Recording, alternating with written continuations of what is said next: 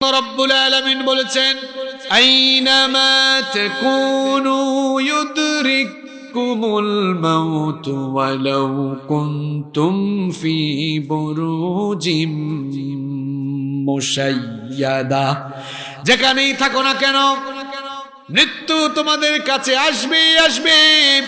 মৃত্যু থেকে বাঁচার জন্য যদি তুমি কোনো উঁচু টিলায় গিয়ে অবস্থান নাও, উঁচু টিলায় গিয়ে অবস্থান নিলে কোনো লাভ হবে না। মৃত্যু থেকে পালিয়ে তুমি যেথায় যাবে মৃত্যু তোমার সামনে এসে ধরা দিবে। মৃত্যু থেকে বাঁচা যাবে না। আমার একটা ঘটনা মনে পড়ে গেছে, আমি কি বলবো? কষ্ট হচ্ছে আপনাদের? সুলাইমান আলাইহিস সালামের নাম আমরা অনেকে জানি। মাত্র 13 বছর বয়সে তিনি তার বাবা সাইয়েদিনা দাউদ আলাইহিস সালামে রেখে যাওয়া সিংহাসনের মধ্যে তিনি অধিষ্ঠিত হয়েছিলেন। সাইয়েদিনা সুলাইমান আলাইহিস সালামকে রব্বুল আলামিন এমন কিছু মুজিজা দিয়েছিলেন, বড় আশ্চর্যজনক কিছু মুজিজা সাইয়েদিনা সুলাইমান আলাইহিস সালামকে রব্বুল আলামিন দিয়েছিলেন। এমন পয়গাম্বর তিনি ছিলেন, মানুষের পাশাপাশি জিন জাতিকেও তিনি শাসন করেছেন। এমন পয়গাম্বর তিনি ছিলেন, রব তাকে এমন মুজিজা দিয়েছেন, পিপিলিকার ভাষা বুঝতেন, এমনকি বাতাসকে আল্লাহ তাআলা তার আদেশের অনুগত করে দিয়েছিলেন। সুলাইমান আলাইহিস সালাম তিনি তার সিনিয়র এক মন্ত্রীকে নিয়ে বসে আছেন। ঠিক এমন সময় মালাকুল মউত মানুষের বেশ ধরে সাইয়েদিনা সুলাইমান আলাইহিস সালামের কাছে আসলো। সাইয়েদিনা সুলাইমান আলাইহিস সালামের সাথে কথাবার্তা শেষ করে মালাকুল মউত যখন চলে যাচ্ছিল, ওই মন্ত্রীর দিকে আর চোখে তাকালো। মন্ত্রী কিছুটা ভয় পেয়ে গেল, ভীত বিহ্বল হয়ে সুলাইমান আলাইহিস সালামকে জিজ্ঞেস করলো, ওগো আল্লাহর নবী সুলাইমান, কিছুক্ষণ আগে আপনার সাথে যিনি দেখা করলেন, কথা বললেন, এই লোকটাকে তো আমি চিনলাম না, কখনো তাকে আমি দেখি নাই। তখন সুলাইমান আলাইহিস সালাম বললেন, ইনি সাধারণ কোনো মানুষ নন, বরং মানুষের বেশ ধরে মালাকুল মউত এসেছিলেন। এই কথা শোনার পর মন্ত্রী আরো বেশি ভয় পেয়ে গেল। ভয় পেয়ে বলল, এই জন্যই তো লোকটা যাওয়ার সময় এমন ভাবে আমার দিকে তাকিয়েছে, লোকটার তাকানো দেখে আমার কলিজা পর্যন্ত কেঁপে উঠেছে। আল্লাহু আকবার। মন্ত্রী বলল, ওগো আল্লাহর নবী সুলাইমান, আপনি আমাকে একটু উপকার করেন। আল্লাহ তো আপনাকে মুজিজা দিয়েছেন, বাতাস আপনার হুকুম মানে, আল্লাহ তাআলা বাতাসকে আপনার আদেশের অনুগত করে দিয়েছেন। আপনি একটু বাতাসকে বলেন, বাতাস যেন আমাকে এখান থেকে হিন্দুস্তানের দূরবর্তী কোনো জায়গায় নিয়ে রেখে আসে।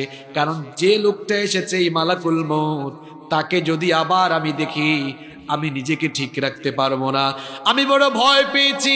আপনি বাতাসকে হুকুম করেন, বাতাস যেন আমাকে এখান থেকে নিয়ে হিন্দুস্তানের কোন দূরবর্তী জায়গায় রেখে আসে।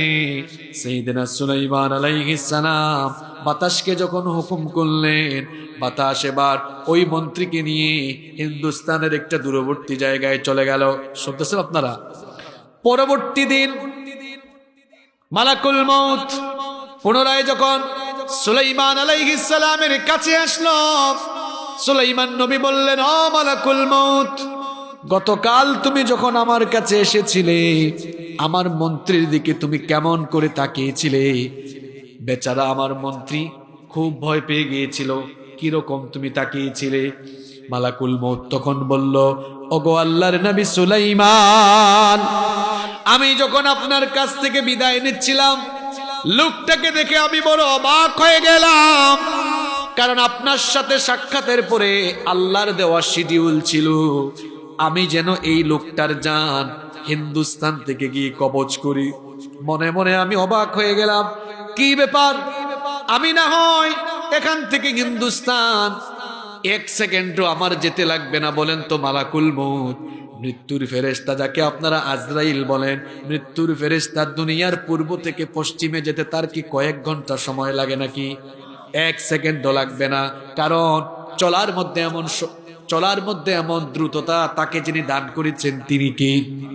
তো মালাকুল মউত বললেন, আমি না হয় আপনার সাথে সাক্ষাৎ শেষ করে হিন্দুস্তানে আমি খুব কম সময়ে চলে যাব। আমার বেশি একটা সময় লাগবে না, খুব দ্রুত চলে যাব।